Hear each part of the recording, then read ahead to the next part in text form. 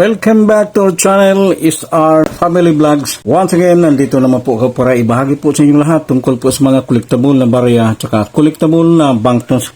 So bago po ako mag-upisa, shout out po muna sa lahat ng mga collectors, lalo sa mga legit collector at saka mga baguhang collector. Maraming salamat po sa panonood sa channel namin. Kaya pag-usapan natin guys tungkol po sa 2 piso niyog na bilog, no? Nagbubuo talaga si SR. Kikita nyo talaga. Bumibili po kami. Minsan kasi hindi talaga maiwasan na pero talagang hindi maniwala. Pero talagang si SR talagang bumibili. Kasi may makikita po kayong koleksyon namin, no? Nagsika po kami para mabuo po namin yung asset. Yung sinasabi kong 2 piso, hindi ko na patagalin guys, no? Mismong seller talaga nagpunta doon sa trabaho. Hindi ko naman videohan kasi bawal kasi cellphone sa trabaho. Naawa naman ako sa seller kasi napakalayo pa uyan. Nagbubuo din ako sa ganitong klaseng 2 piso. Yan po, 2 piraso pong nabinta niya sa akin pero hindi pa complete tong series talaga, no? So may pag-asa pa po kayong lahat ng mga viewers, no? Bago ko po ipapakita po ito guys, nais ko lang po i-share muna yung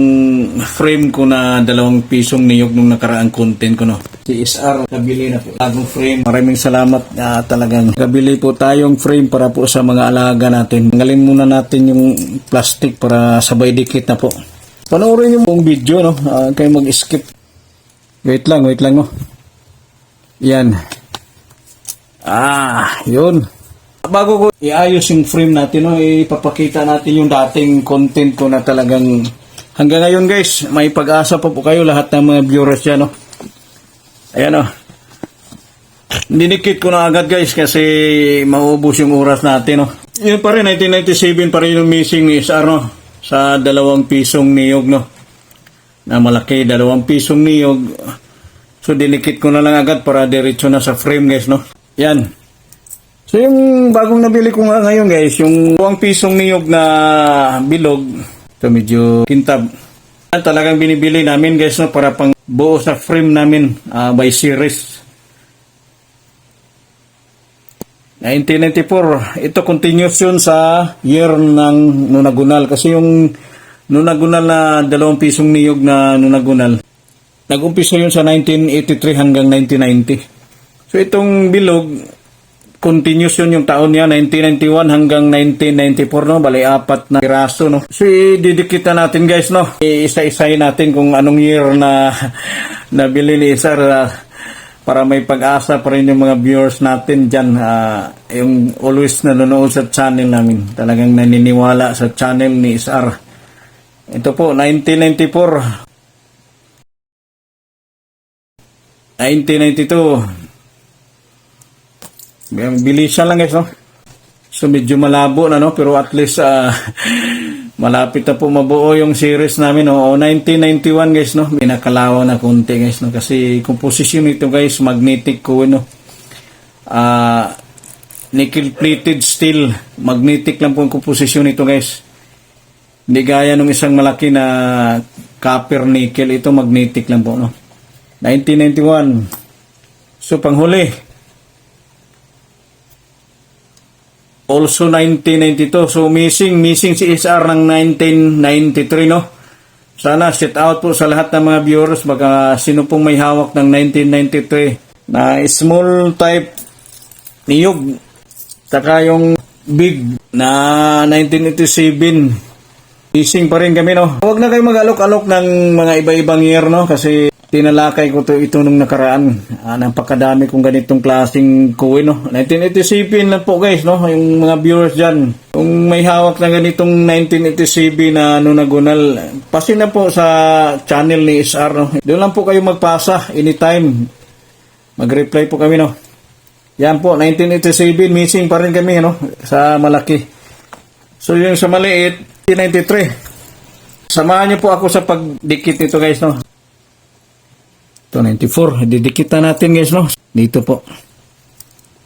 Yan, talagang nagbubuo talaga si SR, hindi lang po nasabing bumibili. Talagang bumibili talaga.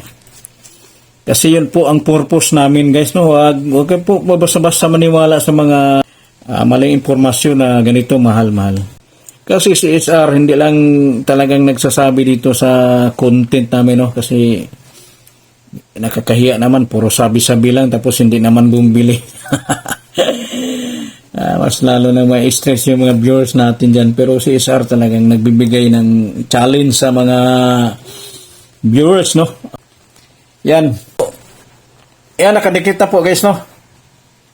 1994, 93 missing, no? Sa maliit na niyog, no? Shout out po sa may hawak ng ganito, message kayo agad, no? Punahan na lang po, isang piraso na lang po, 1993. Para mabuo na pong series ni SR, kompleto na. Tsaka yung sa malaki, 1987. So, ilagay ko na po sa frame guys, no? Nood kayo para makita talaga ninyo yung pangdagdag koleksyon ni SR, no? Ma-witnessan nyo talagang nagbubuo po tayo, no? Dito, no? Dandahan lang, no? Lapag natin dito para maganda. Wait a minute. Focus lang. Yun. So, baliktarin na natin guys para ipapakita natin sa lahat ng nanonood dyan, no? Yan guys, napakagandang frame. Yan, ang magandang frame. Republika ng Pilipinas, Bangko Sentral ng Pilipinas, 2 piso, Flora and Fauna series, no? From 1993 to 1990. Sa malaki yan, 1990, no? So, dito sa baba, talagang kinukontinue ni BSP, 2 piso, improve, no? Improve na.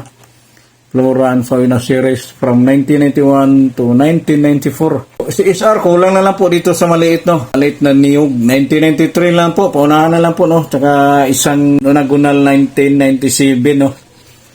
Yan, patunay po sa lahat ng nanonood na talagang hindi lang tayo bumibili na walang purpose. Kasi pag once na bumibili si SR, may purpose yan. Pero hindi talaga namin sinasabing mahal.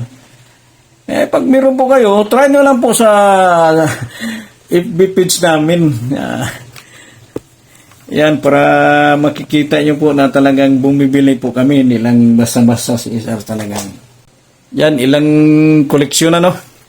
Yan, yun lang talaga yung nagbubuo. Kapag hindi lang kayo nagbubuo, hindi ko lang alam kung talagang bumibili ba. Iwan ko lang. Basta kami, pag once na bumibili, may purpose yan. Bihira lang makabuo ng ganitong series, guys, no? Yan, no? Paunahan na lang po. Sana may makapagbigay sa amin na 1987. Saka sa maliit, sa improve, no? Yung 1983. Huwag na po kayong mag-alok ng iba-ibang year. Itong year lang po binabanggit namin, no? Kasi marami na pong koleksyon si SR.